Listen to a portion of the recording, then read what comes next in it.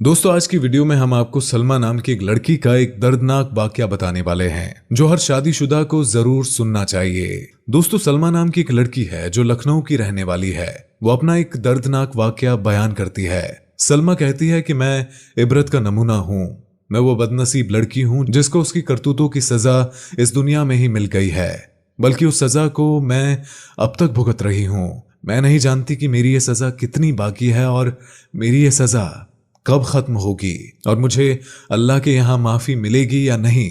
मगर मुझे इतना एहसास है कि आज मेरे साथ जो कुछ भी हो रहा है वो आखिर क्यों हो रहा है। दरअसल ये मेरे खुद के हाथों की ही कमाई है। ये मेरे बुरे अमाल का नतीजा है जो मेरे साथ आज ये सब हो रहा है। जो बीज मैंने बोया था आज उसी का खामियाजा मैं भुगत रही हूँ। मैं चाहती हूँ कि आप लोग मुझसे इबरत हासिल करें, आप लोग मेरी जिंदगी से एक सबक हासिल करें और जो गलतियां मैंने अपनी जिंदगी में की हैं वैसी गलती आप ना करें। दोस्तों, सलमा बहन कहती है, मेरी उम्र सिर्फ 33 साल है। मेरा ताल्लुक एक बड़े घराने से है। मैं अपने घर में एक खुशहाल जिंदगी गुजार रही थी। कोई भी गम, कोई भी फिक्र, कोई भी परेशानी मेरी जिंदगी में नहीं थी। मेरे माँ बाप ने हमेशा मेरी हर जरूरत का पूरा ख्याल रखा था। जिंदगी में कभी किसी चीज की कमी महसूस नहीं होने दी। जो चीज भी मैंने मांगी माँ बाप ने फौरन लाकर वो मेरे कदमों में रख दी और फिर उन्होंने एक अच्छा सा रिश्ता देखकर मेरी शादी भी कर दी। मुझे शौहर भी बहुत नेक मिला, यानी मेरे शौहर भी नेक और खुश अखलाक थे और मुझे ससुराल के बाकी सारे लोग भी खुशहाल मिले। मेरे शौहर को मिलाकर ये 4 भाई थे और घर में हम 4 बहुएं थी और घर के काम वगैरह का जिम्मा हम चारों बहुओं का ही था। क्योंकि मेरी सास बहुत बूढ़ी और ज़ईफ थी, उसके जोड़ों में सख्त दर्द रहता था जिसकी वजह से वो उठ भी नहीं पाती थी। वो हरदम चारपाई पर ही रहती थी। खाना पीना और बाकी की ज़रूरतों के लिए वो दूसरों की मोहताज थी। यहाँ तक कि वो कज़ाई हाजत के लिए भी दूसरों की मोहताज थी।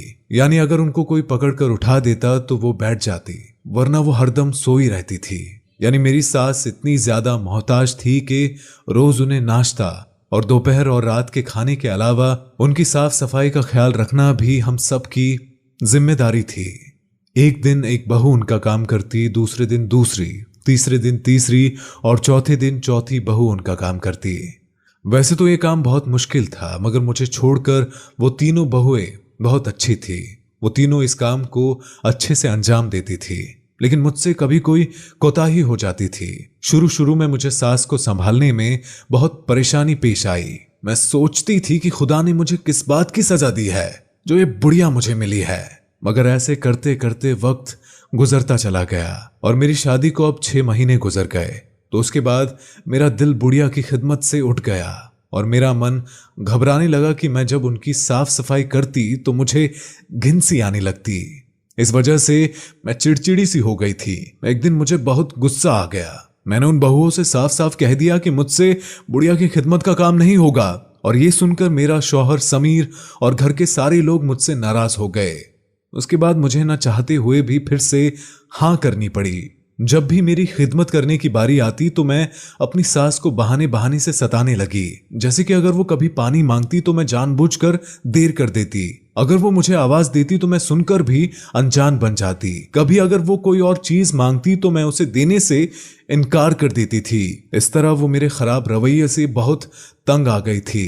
वो खुद तो किसी की मदद के बगैर भी नहीं उठ सकती थी, मगर मैं तो पत्थर जैसी हो गई। अगर वो कोई बात कहती तो मुझे उनकी बातों का कुछ असर ही नहीं होता था।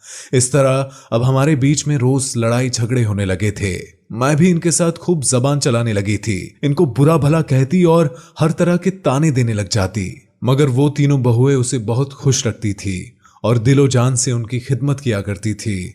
उनकी हर जरूरत का ख्याल रखती थी। लेकिन मैंने उनकी सास को इतना सताया कि वो मुझसे नफरत करने लगी, क्योंकि उस वक्त मेरी आंखों में पट्टी बंधी हुई थी। मैं इतनी अंधी हो गई थी कि मुझे अच्छे और बुरे का कोई ख्याल, कोई तमीज ना रही थी। एक दिन ये हुआ कि मेरी सास ने मुझे बुलाया और मुझसे कहा कि मुझे नहला दो, और मुझे ये सुनकर गुस्सा आ गया और मैंने गुस्से में आकर पानी से भरी एक बाल्टी उसके ऊपर उड़ेल दी। वो बेचारी तड़प कर रह गई। उस दिन उसकी आंखों में ऐसी बेबसी थी कि वो रो पड़ी। मगर वो करती तो क्या करती। वो तो उठ भी नहीं पाती थी। उसके बाद एक दिन उन्होंने मुझसे पानी मांगा। मैंने एक गिलास भरकर उसको पानी दे दिया। थोड़ी देर बाद उसने एक गिलास फिर पानी मांग लिया तो ये सुनकर मुझे गुस्सा आ गया और मैंने ठंडे ठंडे पानी का एक गिलास भरकर उसके सर पर डाल दिया और कहने लगी, आखिर इस बुढ़िया को कितना पानी चाहिए, ले पी ले। उस वक्त उनका सब्र जवाब दे गया। उसने अपना सर आसमान की तरफ उठाया और कहने लगी, या अल्लाह, इसे भी मेरी तरह माजूरी का मजा चखा दे, इसे भी मेरी तरह लोगों का मोहताज बना दे, इसे भी मेरी तरह पानी की एक एक बूंद के लिए तरसा दे। जिस तरह से ये मुझे सता रही है ऐसे तू भी इसको मोहताज बना दे। उसकी इन बातों को सुनकर अगर कोई और होता तो वो डर जाता, अगर कोई और होता तो वो सुनकर कांप जाता।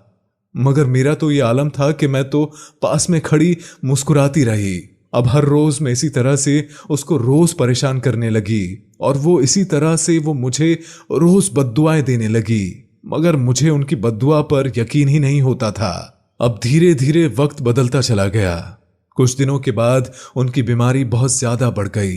जोड़ों में बहुत ज्यादा दर्द होने की वजह से उनका सुकून खत्म होने लगा।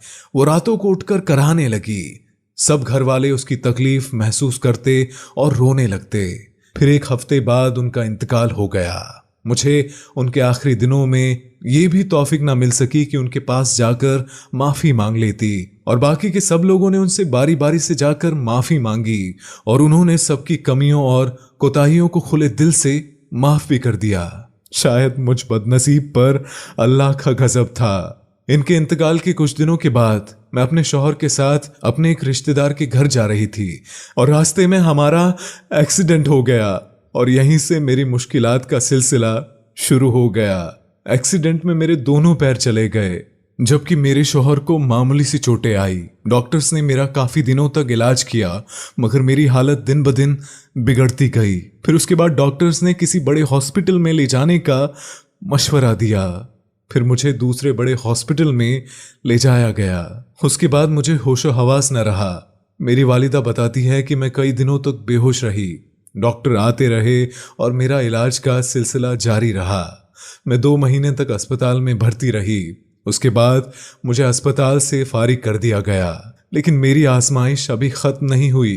अब मैं घर में एक चारपाई पर पड़ी रहती हूँ। अपने हर छोटे छोटे काम के लिए दूसरों की मोहताज बनकर रह गई हूँ। खाना पानी अगर लेना हो तो किसी को आवाज लगाकर मांगना पड़ता है। अब मैं भी अपनी सास की तरह कज़ाई हाजत के लिए दूसरों की मोहताज हो गई हूँ। चारपाई पर पड़े पड़े मैं चिड़चिड़ी सी हो गई हूँ। मुझे पता ही नहीं चलता, मगर अम्मी बताती है कि मेरा जहनी मिजाज खराब हो गया है। मैं सारी रात में चिल्लाती रहती हूँ, लोगों को भला बुरा कहती हूँ।